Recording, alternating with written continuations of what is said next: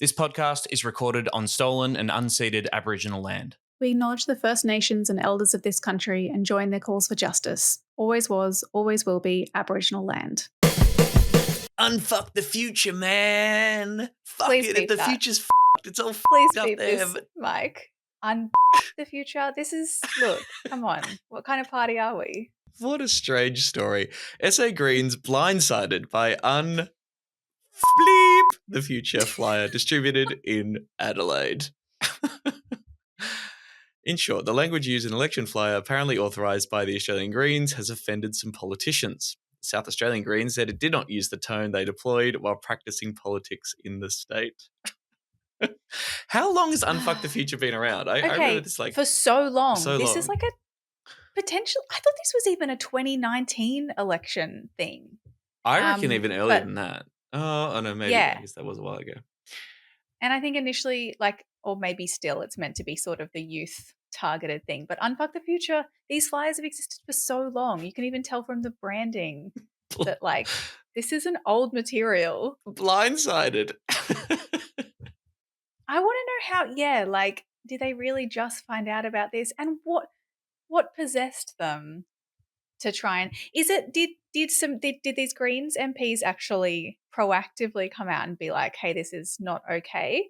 Or is it that someone has raised concerns with them and then the journalists have gone to them and they've gone, it's bad? Look, I'm going to say it's definitely a beat up. I don't think the SA Greens went to the media and said, just to be clear, this has nothing to do with us. Clearly, there's some nonsense from the South Australian Liberals who are saying this is inappropriate, this is ridiculous.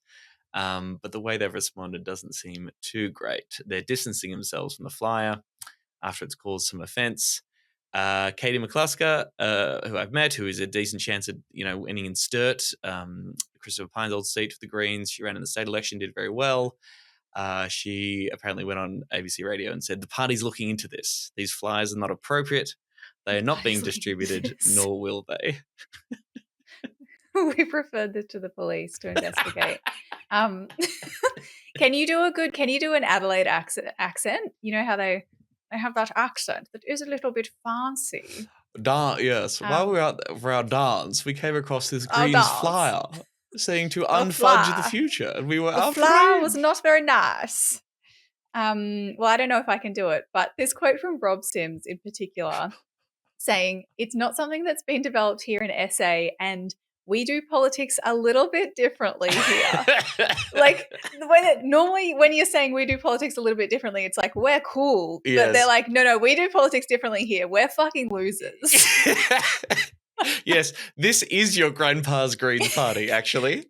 Yeah. No, we are like normal politicians. Don't get it confused. It's a great message. Obviously, it's punchy. It appeals to young people. It cuts through. The future is fucked unless we drastically and radically change our society. To be fair, as cringy as the SA Greens response is, it's not as ridiculous as the Liberals, of course, who are questioning the legality of the flyer and referring it to the Electoral Act because there are rules about what you can and can't say in an electoral campaign. Cool. Very, very cool. I mean, and even in this ABC article, the centrist website, all of the people who are writing in, who are texting or calling in to the radio segment about this are saying, this is good. I love this campaign. There's bigger issues than the language, cost of living, climate crisis, which is what the flyer is about, right? Yes. There's one person who's saying, the inappropriate language detracts from the real issues. But again, this is a flyer about the policies to address the cost of living and climate crisis. Very embarrassing for the SA Greens. Bit of a womp womp. Womp womp. It's pretty striking. There's a photo of the flyer. It says, face it, unless we do something different, the future is a bit fucked. A bit. And then the first line after it is, inequality has skyrocketed, the climate crisis is getting worse. So again, it's just how is anyone spending time and energy on four-lettered words when these are the issues that we're talking about, that the planet is on fucking fire because of fossil fuel cunts. Yeah, well, this ain't your grandpa's podcast, everyone, so strap in. We're going to unfuck the future with a podcast. that the 2024 Paris Olympics has gone full woke dystopian. You cannot allow them to desecrate something as important as the Last Supper with transsexuals and little children, pedophilia. We're stuck with the hosts of Chapo Shithouse podcast. Serious danger to Australia. Hello everybody, it is of course Serious Fucking Danger. I'm Emerald fucking Moon, that's Tom fucking Ballard. Whoa. This is a podcast about green politics in Australia. Fuck, it really it gets less, there's definitely like an inflection point of swearing, I think, after which point it then becomes really uncool again. Right. And I think I just hit it. Yeah. I think we crossed that on Tonightly. I think people pointed out that it was like, right, okay, yeah, a little bit much actually. Quite starts annoying. To feel a little bit cringed. But thankfully, we're not an official Greens Party podcast. We're not subject to the rules of the SA Electoral Commission. No one can report us or ever shut us down. This podcast is made possible with the help of the Green Institute and produced by Michael the Griffin. Tom Ballard, I am coming to you from Mianjin, Yagara and Turrbal country, but you're still in a land far away from home. I am. Well, I've moved now. I've moved to Scotland. I'm in Edinburgh. Doing the Fringe. And if anyone wants to come, there's plenty of fucking room, mate. What, at 4:20 p.m. at the Monkey Barrel. That's the actual name of my venue. Good point, well made. Please come along if you know anyone in Edinburgh. If you're in Scotland, yeah, okay. Yeah, I'm sure we have Scottish. If you remember the Scottish Greens, you're very welcome to. Yes. Exciting show. This week we are discussing, well, maybe this isn't the exciting part, but we're discussing the cabinet reshuffle that Albanese's done. And then I'm interviewing Joe Vallentine, former WA Greens Senator and one of the stars of Inside the Greens. Our patron listeners will know, to discuss peace. I wonder so we're discussing peace in the context that the Green Institute is doing this, the Missing Peace, that's PEACE program. Got you there. Should we address the Friendly Geordies rumours that we are funded by the Green Institute? I've been wanting to do a disclaimer that when we say supported by, made possible with the help of the Green Institute, they help us with admin, etc. And they helped us get some seed funding from some very lovely donors, but now the show is entirely funded by our Patreon contributions, which is why we love you, patrons. We are independent of the Green Institute, but we also think it's kind of cool to talk about things like, what is violence? What is peace? But we're independent. We're free birds. We're free birds here, except we are entirely dependent on the help of our good patrons. Speaking of which, we should thank our new patrons, Cameron, Grug, Andrew and Enki and Tristan. Yeah, that was a duo patron subscriber, which they're I guess actually you can do. Together. Andrew and Enki are together. So thank you very much. Right. Patreon.com/SeriousDangerAU, $3 a month. You get that bonus content. You'll know the deal. Before we dive into the first story, a bit of good news for New South Wales renters. This is from Jenny Leong's ex-account. Big news, renters. I'm thrilled that today the Labor government will finally announce new laws to end unfair no-grounds evictions for all renters statewide. For too long, landlords have had the power to evict tenants for no reason, regardless of how they treat the property or if the rent is paid. It's been 490 days since Labor ran on a promise to change this, and in that time, more than 40,000 renters have been evicted for no reason. I'm not entirely sure exactly where those stats come from. Maybe she's basing it on this thing that I found in an ABC article. This is a fun fact. In New South Wales, one renter is issued with a no-grounds eviction every 18 minutes. Woof.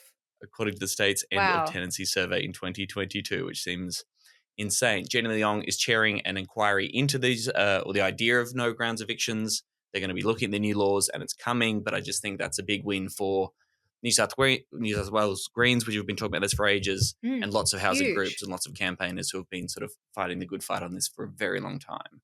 Yes, so I was looking at it's the ACT and the SA, and SA are the only other states to have actually banned no grounds evictions. Right. And it does look like New South Wales is proposing to do it properly, to say that you cannot be evicted for no good reason at the end of your lease, which is what ending no grounds evictions means. Unlike the Queensland Labor government, who say they ended no grounds evictions, but simply reworded them. And you can still get evicted at the end of your lease, but they claim they ended them because they just made a new ground for ending a tenancy at the end of a lease. We really love the spin from Queensland Labor. But no, that's a huge fucking win for renters in New South Wales, and hopefully we can see more of it around the country. And speaking of New South Wales, little sizzle here, but if you listen to this podcast and you live in New South Wales, maybe just keep an ear out for some news in the next, maybe your favourite podcast is maybe coming to the state that we've neglected quite a lot recently. Well, maybe. Who knows? Maybe. I don't know. I have to listen and find out. But I get it. If I thought I had this thing in the bag and you were going to be going up against old Joe Biden, and then they pull this, I'd be like, Ref, open your eyes. But you know what? I do understand that they're upset. It makes sense. So how about we do this? Out of fairness, I'm a fair person. You can replace your old guy too. That's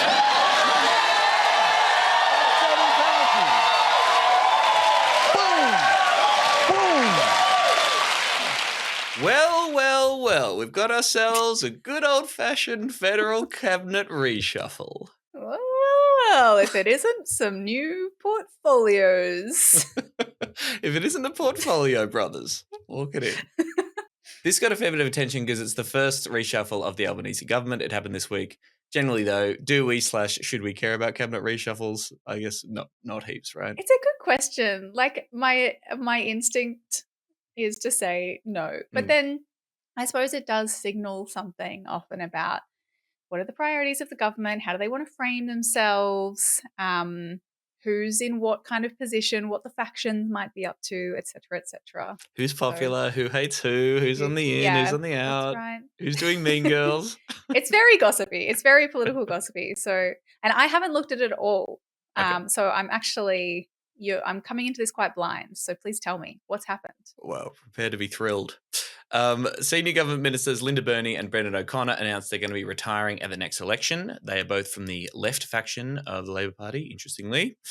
They have immediately vacated their cabinet positions. They won't step down until the election itself, but they're out of their positions in the cabinet so other people can take over. Linda Burney, of course, the Minister for Indigenous Australians, Brendan O'Connor from Skills and Training. Anything you want to say about either of these people? Any tributes you want to give?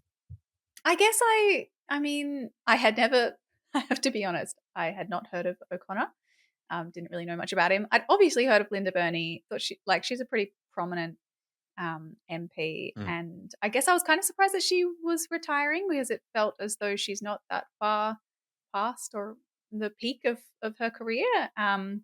But I guess she's 67 and she was in state politics for a very long time. She's been in federal politics in 2016, but I think was first elected in early 2000s. First woman to identify as Aboriginal, as an Aboriginal person to serve in New South Wales State Parliament, which is kind of interesting. Yeah. And of course, First Nations woman to have the role of the Ministry for Indigenous Australians. I think she's a nice, tough person. And on those fronts, we'd have to say she's a bit of a trailblazer.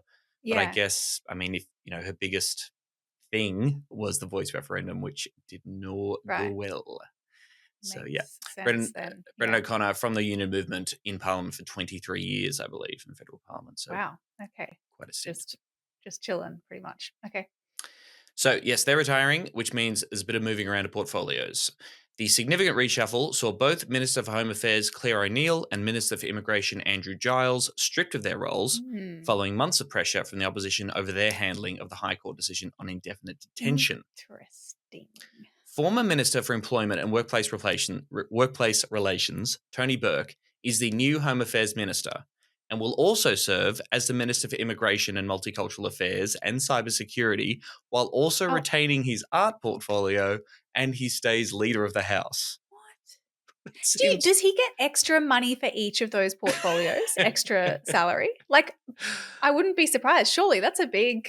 He probably gets something. He's getting 2 junior ministers to help him with all this, but it just seems insane. Particularly as my understanding is everyone's problem with Home Affairs is how big it was. Remember, Dutton turned it into this super ministry and everyone was like, this is ridiculous and crazy. But apparently one man can do it all.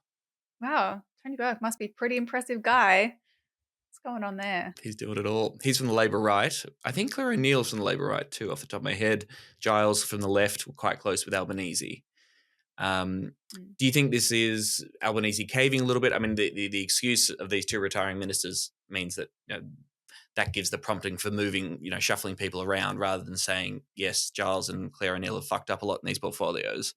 But do you think it's them sort of saying, oh, yeah, mistakes have been made and we're going to take this stuff seriously and we're strong on borders, blah, blah, blah? Well, have they said that in any way? Because usually they will, I don't know, I'm trying to think. Yeah, because that is a common thing where they'll move people around in portfolios that are quote unquote in crisis or embattled or whatever. But do they offer, like, they kind of do it without then saying it so they can have that narrative advanced in the media without having to say it? I mean, Albanese didn't say it. He was asked at a press conference, like, why have you moved Andrew Giles? And he said, because there was people retiring, and so people move around. That's got a knock-on effect, and we're doing great, and we're very stable. Thank you. Now, we've talked a lot about that sort of High Court case and about the Labor's shitty response to it and them being all over the place and capitulating again to this right-wing tough on borders narrative. I would say Andrew Giles, my understanding from, a little bit of contact with people in the refugee space, is that Andrew Giles is probably one of the more humane immigration ministers and probably one that listened to the refugee rights movement a little bit more than many others behind him. He's from the Labour left, a bit more progressive on that stuff. So I would argue it's bad that he's got, yes, we can't have that. Yeah.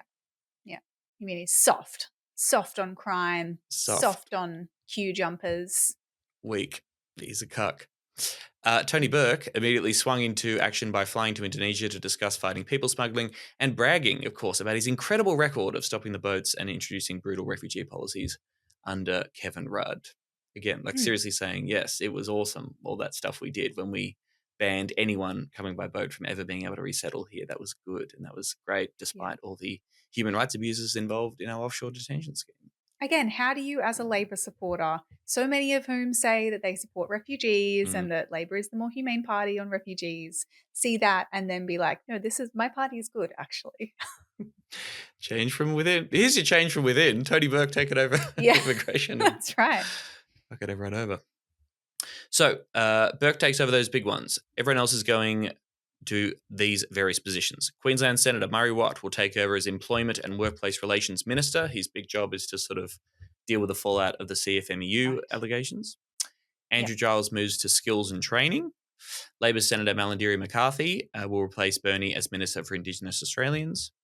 This is interesting. Matt Thistlethwaite will become the Assistant Immigration Minister, while his responsibilities for overseeing Australia becoming a republic have been dropped.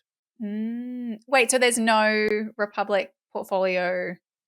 I guess not. I guess he was the guy. Anymore. Yes, I guess they've been dropped. They haven't gone anywhere else. I guess everyone thinks, yes, with the failure of the voice, that we're not having any more referendums or constitutional change is dead. Yeah, it's dead. Okay, let's all give up then. Julian Hill will become Assistant Minister for Citizenship and Multicultural Affairs and tweeting, I assume. And tweeting and posting, yeah. Always posting. The Prime Minister also revealed Australia's spy agency, ASIO, will move from Home Affairs into the Attorney General's Department. Which is kind of an interesting move, I suppose. Yeah. What does that mean? Why is that? I mean, I suppose, to me, I'm kind of like much of a muchness, kind of makes sense in either. Yeah. One's about. Yes, maybe that's just literally a workload thing. I'm not sure. But I mean, yes, the AG overseeing the kind of legality of the securities services. Interesting. Most interestingly, for our purposes, I think, is housing. Tasmanian Julie Collins was the Minister for Housing and Homelessness. She's now been moved to Agriculture, Fisheries and Forestry. She's a Tasmanian, so forestry kind of makes sense. She's from a semi-rural seat, I think. And Claire O'Neill is taking over as the new Minister for Housing. Insert some kind of Home Affairs housing joke here. I couldn't be bothered writing it. Yeah. Well, she's got experience, kind of. Well, she was confused. She was like, well, I'll be good at that. And then she was like, wait a minute. Hang on a second. Well, let's turn these houses into home. It's all Home Affairs. I don't know. Yeah, so again, right, the question is here, is this an admission that housing is an issue that the Albanese government feels they're under pressure on or on the nose on? Like they've got, quote unquote, failings in Home Affairs, pressure from the LNP, but a lot of pressure on the housing side from the Greens. No, Emerald, that's not what this is about, okay? Claire O'Neill was interviewed by the ABC and they said, hey, Max Chandler-Mather's a good communicator. Albanese said, you're a good communicator. Have you been put in this role to go head-to-head with Max Chandler-Mather? And Claire O'Neill laughed at the very suggestion and said, that's not what this is about. No, Albanese never thinks about Max Chandler-Mather. He's not obsessed with him at all. How would you rate Julie Collins' performance? I would argue that I can barely even remember what she looks like, and I think she's been absolutely nowhere. No, that's been the classic. Even when there's been these massive fights on housing and housing bills, like she hasn't been there. It's been like Albanese versus Max, weirdly. Very strange. It seems that Claire O'Neill doesn't signal any kind of policy change whatsoever, of course. She says her focus is delivery on housing supply. The ABC asked her, are you going to look at capital gains and negative gearing? Nah. What about a rent freeze? Mm-hmm. Well, it's very well documented that a rent freeze will increase the price of housing. So that's not going to happen. Womp. And of course, flogging, once again, the Commonwealth rent assistance increase. Once again, a reminder. They only talk about the biggest increase ever, 15% increase. It works out to less than $10 a week increase. The median rent in Australia is $627 per week. It's bullshit. And I wish a single journalist would get ready for that question, that response, and do a follow-up and say, how much does it actually work out in dollar terms for anyone? Yeah, really not that hard. Greens housing spokesperson Max Chandler-Mather said he hoped Miss O'Neill's switch to the portfolio would be more than just the Prime Minister playing musical chairs with ministers. If all we see from the new housing minister is more of the same small target strategy, the reality is that Labor will be punished at the ballot box by the millions of people across the country right now who are getting smashed by the housing crisis. Probably true. Good point, well made. We also had more special envoys. We discussed the special envoy on combating anti-Semitism a couple of weeks ago on the show. This reshuffle. Is it envoy or envoy? What's an envoy as opposed to an envoy? Or is an envoy not a... Good point. I have no idea. I say envoy. Yeah, okay. Envoy. Yeah. Envoy, sure. We got some more envoys, some more... I can't say. So I really fucked it now. Envoys. More special envoys. One for Veterans Affairs in Northern Australia, a special envoy for cybersecurity and digital resilience, and a special envoy on social cohesion, which went to our good friend, the outgoing member for Wills, Peter Khalil. Why has Peter Khalil got this job, do you reckon, Emerald? Because he just brings people together, right? I assume. Real kumbaya vibe for this guy. I mean, is this to elevate him a little bit more? Maybe to get him some more headlines? Or try to save him?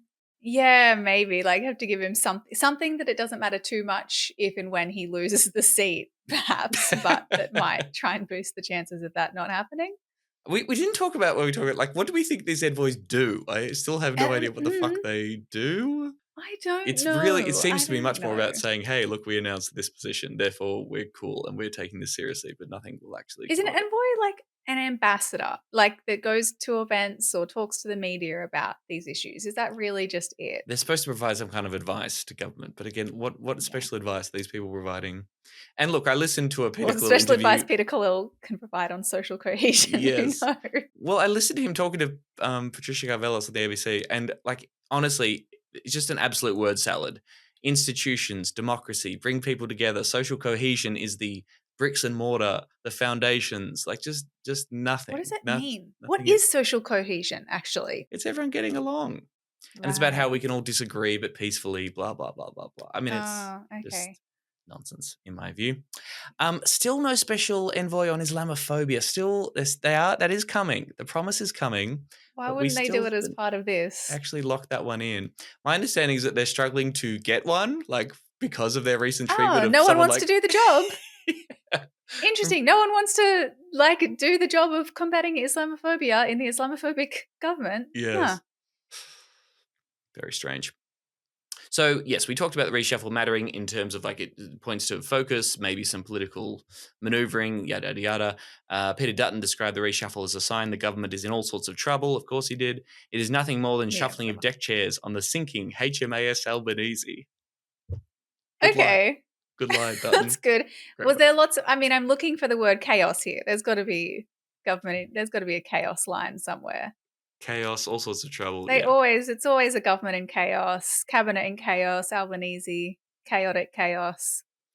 I think that's ridiculous. But in terms of like how worried they are, I mean, the polling recently, I don't know if you've seen, it's pretty much 50-50. Maybe the coalition's out in front by 1 or 2 points. It's all margin of error, I think, at this point. The election has to happen by May next year. I don't know. What do you think? Do you think the HMAS Albanese is heading towards an iceberg or in trouble? What do you think?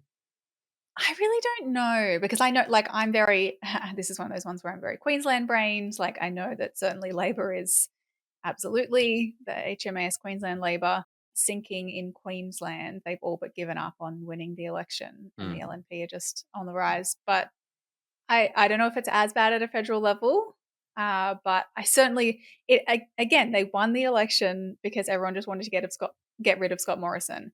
They achieved that. Now, what reason do they have to vote for Labor again? Not sure. I guess time will tell. Time will tell.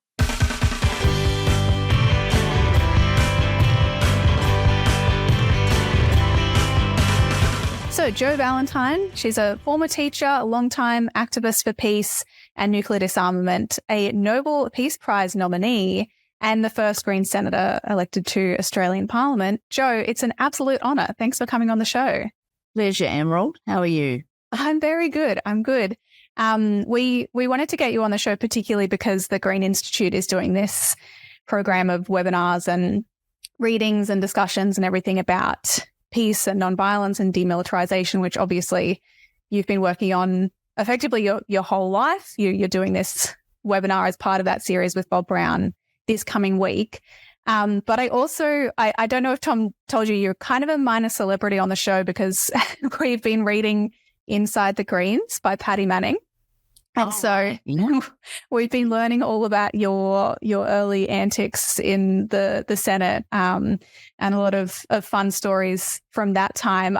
In particular, we were talking about the time that you were protesting on Mother's Day and were absolutely slammed for not just being at home in the kitchen or with the kids.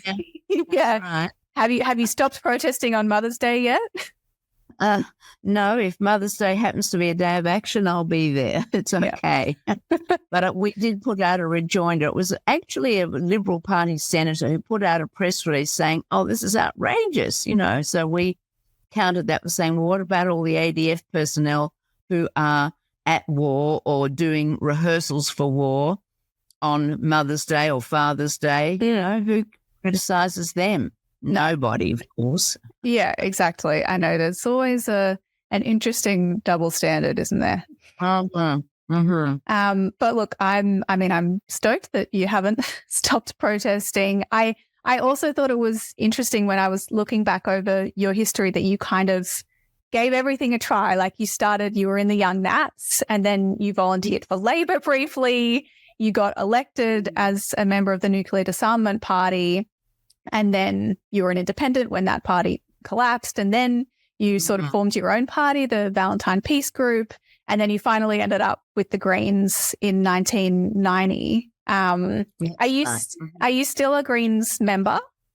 Oh, absolutely. Yeah. I'm a life member. And I'm very proud of the Greens. We had our national conference here last year and nearly all of the senators and members were lined up. And I thought, well, how absolutely brilliant. How fortunate we are.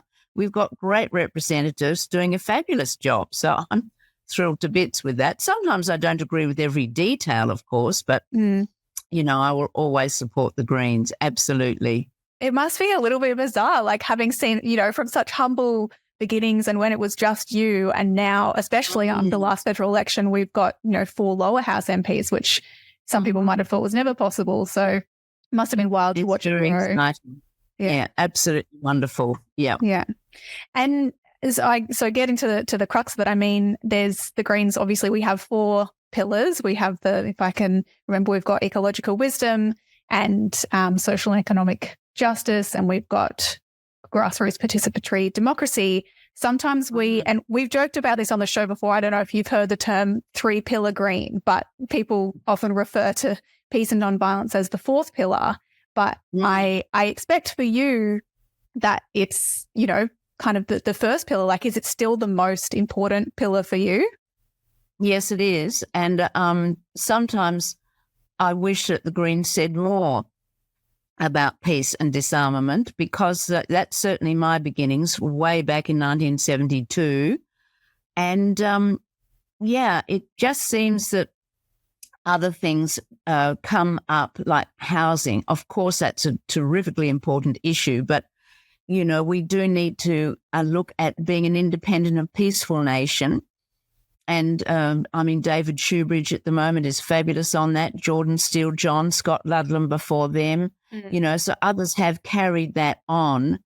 But I wish that more Greens, that there were more active groups working with, for example, the Independent Peaceful Australia Network. And we're having a big conference here in Perth in October, which we'd love to invite all the Greens to come to. And of course, we've got great Greens locally. We've got Dorinda Cox as well, to give an Indigenous perspective.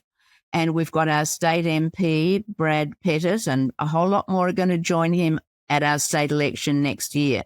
We've got a new voting system. So it's very exciting, actually. Yeah. Yeah. A lot of growth going on. Yeah.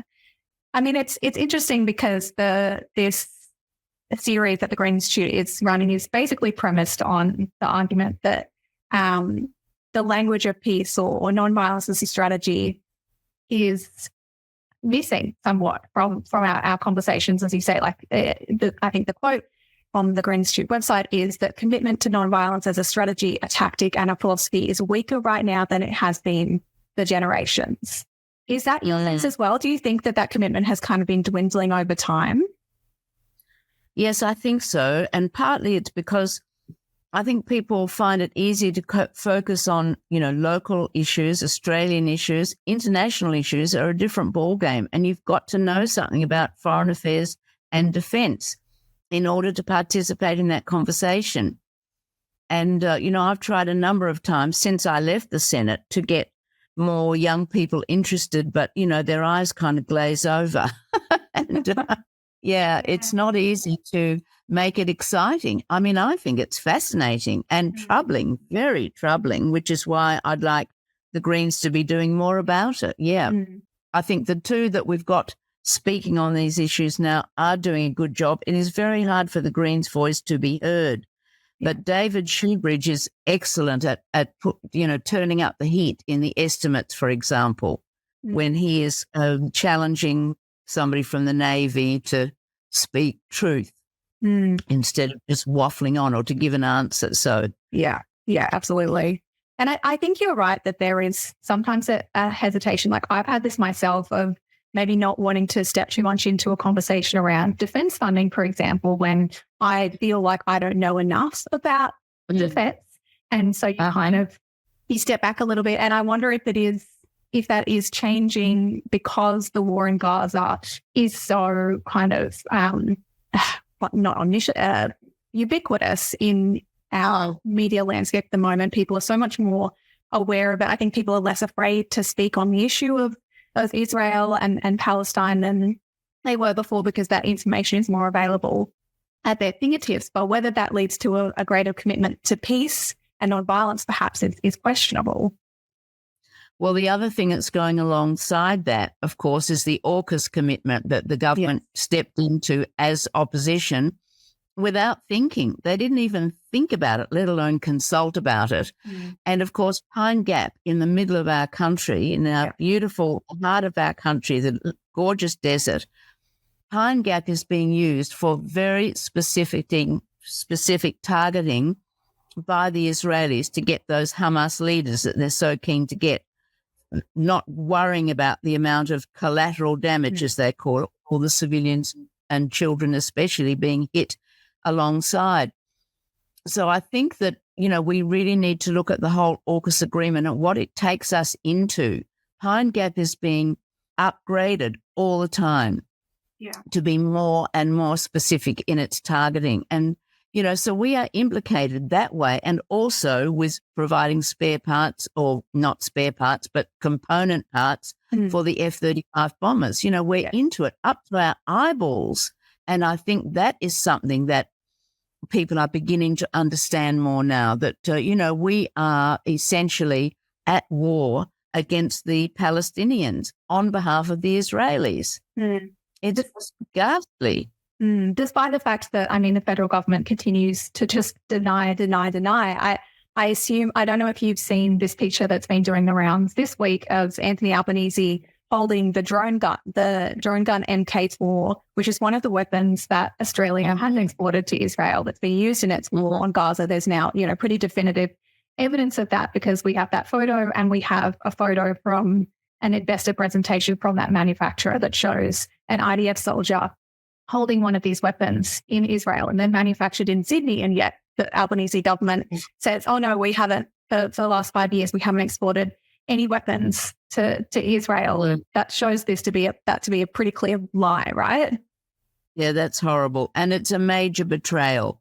It's a shocking betrayal. Orcus is another betrayal. The treatment of refugees is another betrayal. The inaction on climate change when they're allowing more and more gas to be produced in Australia, that's another betrayal. It's very, very disappointing. So it's more important than ever that the Greens are there with some of the independents to, hold the government a bit more to account. And I think there'll be a minority government next time round. Neither of the major party groupings deserve to be re-elected, to be having government. They just don't deserve it. They're shockers, both of them. Yeah.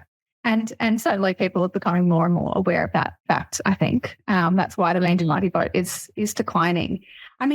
I did think, and this is where the conversation I think gets interesting for me, because we know, yes, like there are component parts of the F-35 bombers.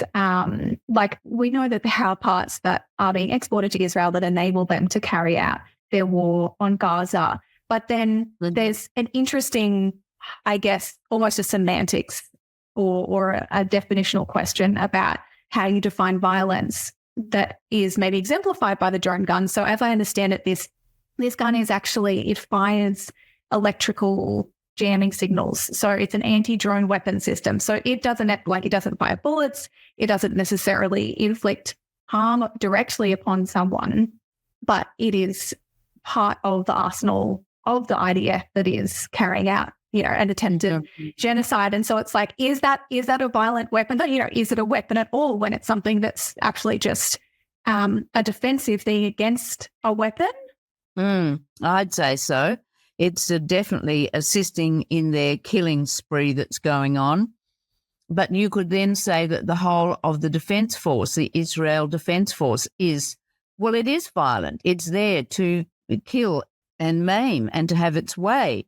And you could say that perhaps about all defence forces. But, they're called defence forces, but they're actually attack forces, or the IDF is certainly an attack force at the moment.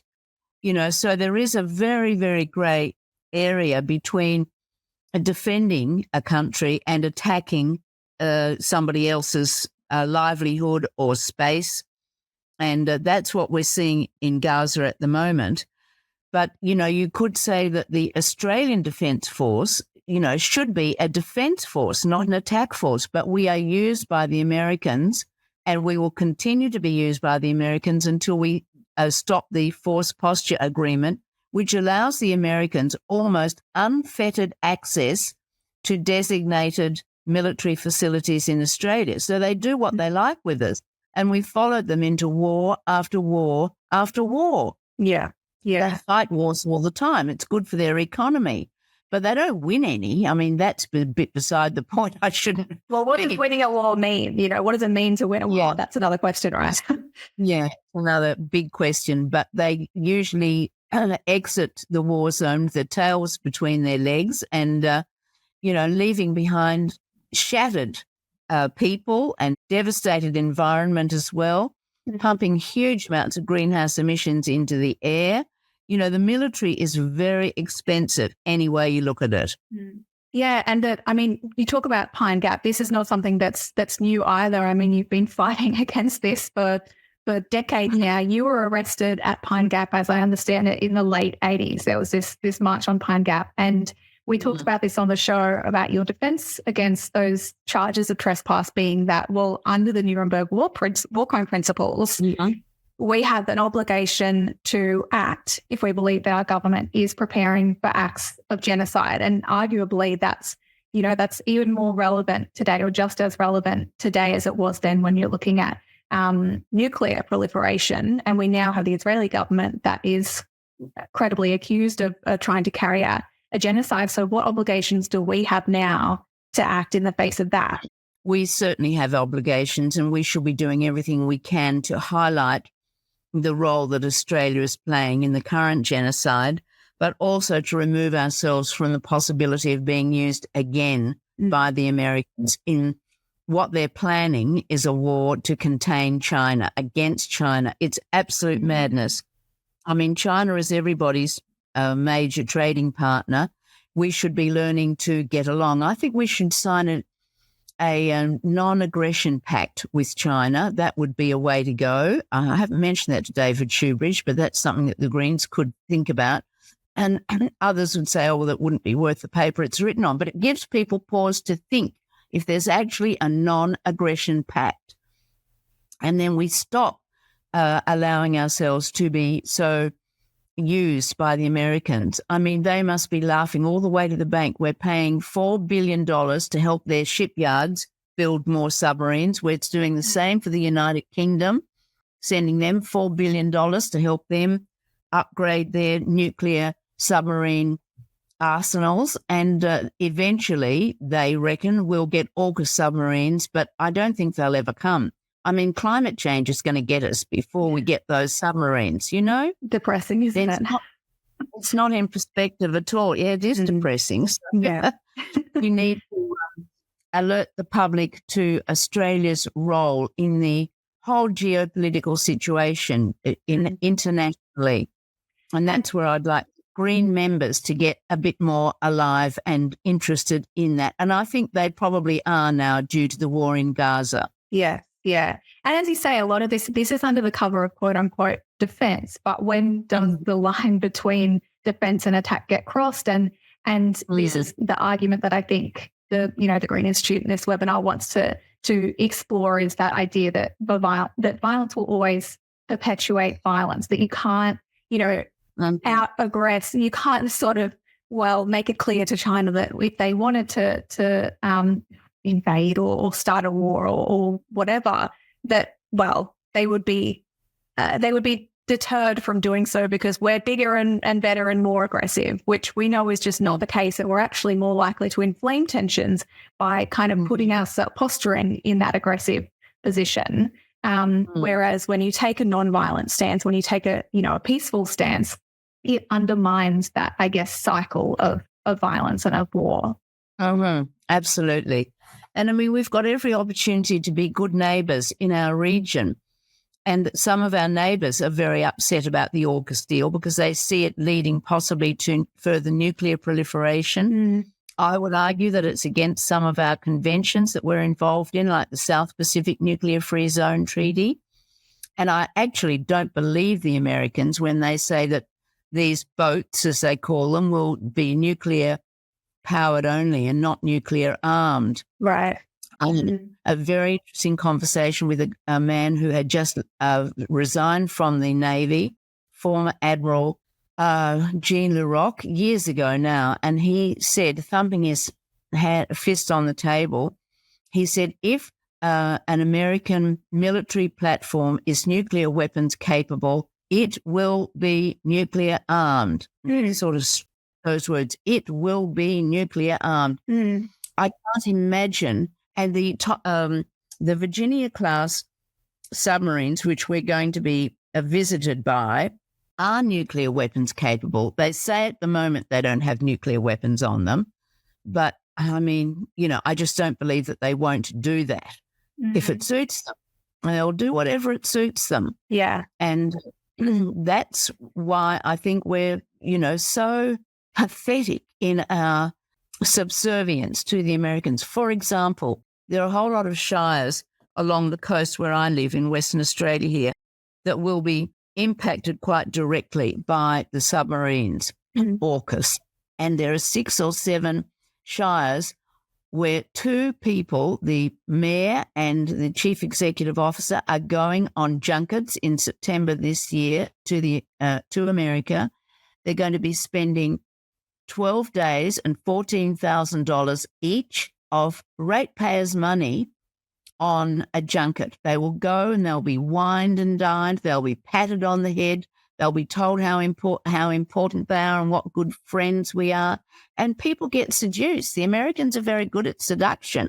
And our politicians, unfortunately, fall for it every time. They love going on those junkets. Yeah. And so we are kicking up quite a fuss at the local government level here. My local government, just quite uninvited and unannounced, put forward a motion in support of Orcus. They didn't need to do that. This is a federal issue. Yeah. And the local government, thinking that they're going to get a few crumbs from the table, with jobs maybe, but we say, well, clean and green and peaceful jobs, not military jobs, thanks very much. Yeah. And so we get hooked into it very easily because the Americans offer us a pat on the head and tell us that we're great friends. And, we like the sound of that as a nation. It's pathetic. It is pathetic. Yeah, I think that's a good way of characterizing it. But I guess that is an interesting question that arises for me when you talk about not believing commitments, for example, around Orcus, that these submarines will be nuclear powered but not nuclear armed. And that's where I think I then get skeptical of, we say maybe we should have a non-aggression treaty with China, is that I think so many people, myself included, have lost faith that our governments will comply with international treaties. Sort of feel like, well, they're worthless, so why even bother making those commitments when they're not worth the paper that they're written on? Yeah, that is understandable. It really is. And the hypocrisy is absolutely stunning. I mean, the fact that Netanyahu got invited to address a joint session of Congress and could sprout his lies, and the fact that Israel is, quite entitled to defend itself while it's slaughtering thousands of people. The hypocrisy is absolutely shattering. Yeah. And so people do get fed up and think, well, why bother? And so it's much easier to focus on things at a local level like housing and dealing with young kids in custody and so on, which are all important issues, of course. Absolutely they are. Yeah. And maybe the other question is, again, coming back to that question of what's defence versus what's attack, is what would a peaceful Australian Defence Force look like? Well, we wouldn't have long-range fighter bombers for a start. We wouldn't have mid-air refuelling, which give us access to thousands of kilometres, weapons that can be fired and hit targets a very long way away. As I said earlier, we really don't have any natural enemies. How fortunate we are. We're an island continent. So the sea around us is our best defence. The Japanese tried to come and take over in the Second World War and decided very quickly that they would all starve to death or die of dehydration in the desert. It's not an easy country to invade, but of course cyber warfare has made, a big difference to that, I suppose. But we should be looking at defending our coastline, and I've said this for years, short-range patrol boats is what we need, lots of patrol boats and short-range aircraft that can patrol our borders, but without being aggressive towards our neighbours. So there is thinking about just defence, meaning justice and only defence, just defence, rather than being involved in an aggressive kind of alliance as we are at the moment with the Americans. There's a lot that we could do to be better neighbours. We can build good relationships. And for example, with the Pacific nations, I mean, I feel sick whenever I hear government people talk about our Pacific family, because we don't treat them as though they're really worthwhile or to be valued at all. We just use them up, and we get all twitchy when we think the Chinese are going to build a base here or offer a police force there. I mean, maybe we don't want that either, but it's, the hypocrisy is absolutely shattering, and we need a civil defence force, I would say, where civilians would be prepared to commit civil disobedience en masse if there ever was an attack on Australia. That's something that we used to talk about back in the 80s, the whole idea of neutrality, not being aligned with any major aggressive military power, such as the United States is, there are hardly any years since they got independence from Britain when they have not been at war, in a hot war or engaged in regime change to suit their own economic agenda. They do it all the time, and we shouldn't be involved with that. So we need to think about being independent, and there is a good thinking going on in the Independent Peaceful Australia Network about that very topic. Yeah, that's interesting. And, well, I mean, I did want to talk about this as well. You talk about civil disobedience, and obviously you have a long history of that. But what we're seeing recently, I think in an escalating way, is the characterization of nonviolent protest and civil disobedience as violent in the media and by the major parties, I guess, and particularly based on the idea that violence is anything that makes someone else feel afraid or even just uncomfortable, right? Which feels like a really dangerous interpretation or definition of violence. Yes, that's right. I mean, the protesters are labelled as terrorists. It's just absolutely awful.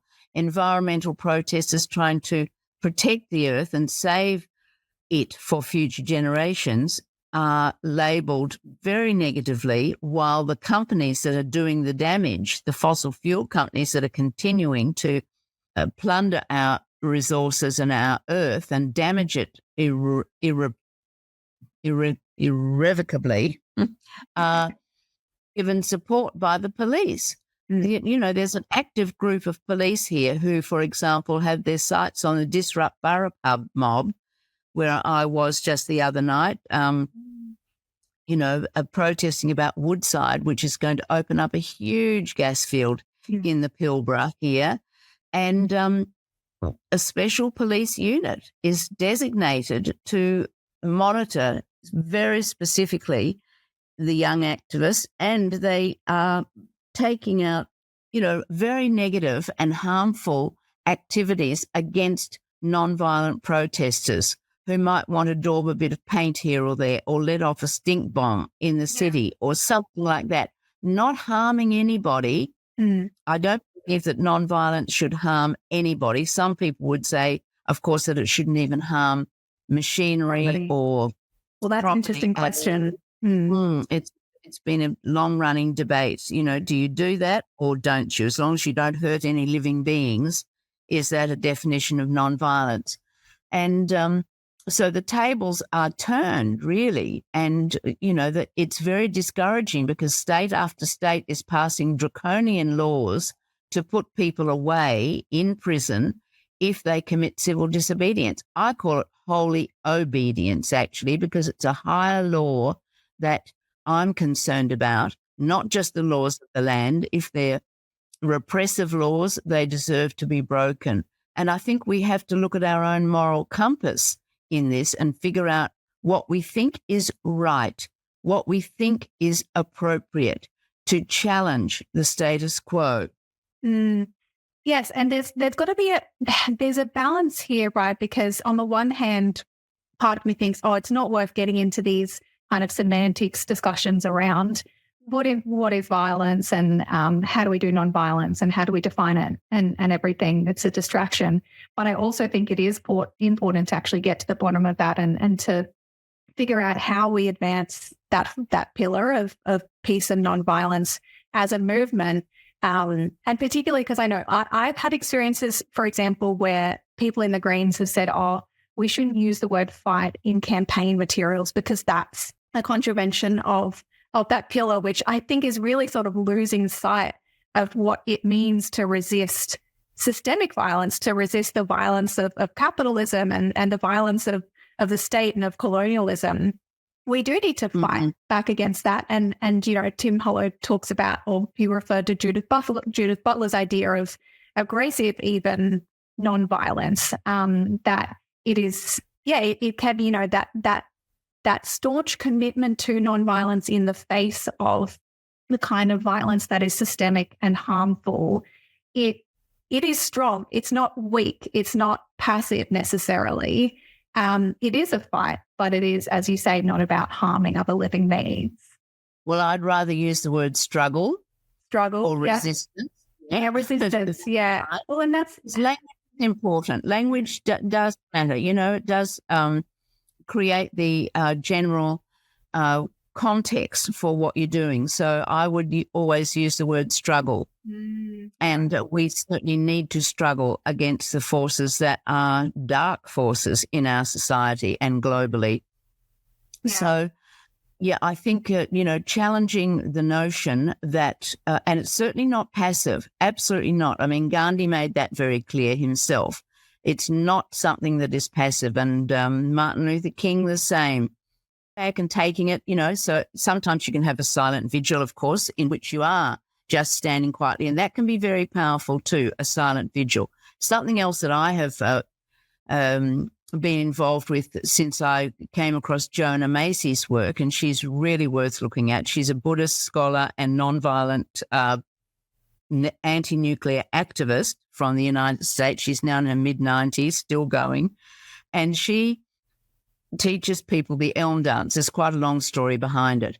But it is an amazing tactic to use. I've used it in the forests, I've used it at the gates of NATO, in buildings where the executives on the floors that you can't get to make all their negative decisions, and a group of people doing a quiet circle dance with humming the music or having the music there.